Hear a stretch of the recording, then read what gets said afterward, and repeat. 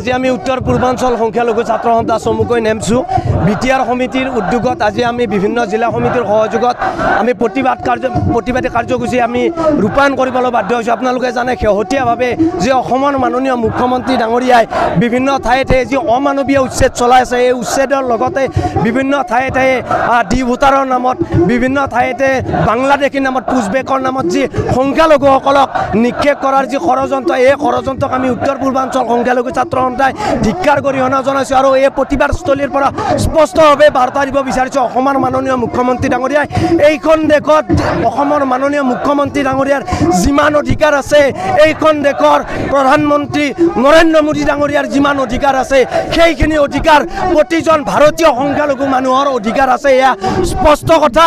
এই যি আমাৰ মাতৃভূমি অসমত আমি জন্মগ্ৰহণ কৰাৰ পিছত আচলতে আমাক কোনোবাই বিদেশী সজাব, আমাক কোনোবাই বাংলাদেশী সজাব, আমাক কোনোবাই উচ্ছেদৰ নামত হাৰেছমেণ্ট কৰিব, উচ্ছেদ কৰিব, তাৰপিছত আমাক পুনৰ সংস্থাপন নকৰিব, ক্ষতিপূৰণ নিদিব।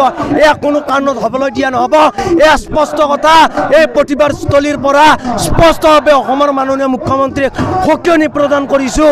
অহা যি আমাৰ এই 28 জুলাই তাৰিখে আমি দিল্লীত গৈ পেলাই ৰাষ্ট্ৰপতি মহোদয়নিক আমাৰ যি অধিকাৰ, এই অধিকাৰক লৈ পেলাই আমি আমাৰ যি অধিকাৰসমূহ, আমাৰ সমস্যাসমূহ উপস্থাপন কৰাৰ কাৰণে আমি এক দীঘলীয়া মানে মেমৰেণ্ডাম আমি প্ৰদান কৰিম ৰাষ্ট্ৰপতি মহোদয়নিক। আৰু তাৰে পৰিৱৰ্তী সময়ত যদি অসমৰ মাননীয় মুখ্যমন্ত্ৰী ডাঙৰীয়াই বাৰে বাৰে সংখ্যালঘুসকলক টাৰ্গেট কৰি থাকে, বাৰে বাৰে যি 26ৰ বৈতৰণি পাৰ কৰাৰ কাৰণে যি তেখেতৰ চিন্তা, এই চিন্তাত যদি সংখ্যালঘুসকলক আচলতে বাৰে বাৰে হাৰেছমেণ্ট কৰি থাকে, তেতিয়াহ'লে আমি ৰাষ্ট্ৰসংঘৰ দ্বাৰস্থ হ'বলৈ বাধ্য হ'ম।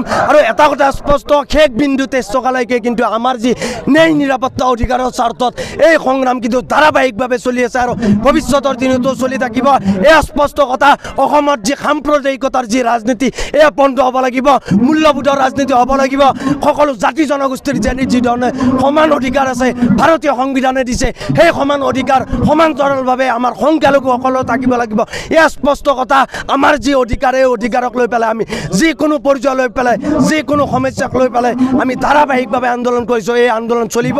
এই আন্দোলন অবিৰতভাৱে ধাৰাবাহিকভাৱে আমি চলাই ৰাখিম। এয়া স্পষ্ট কথা।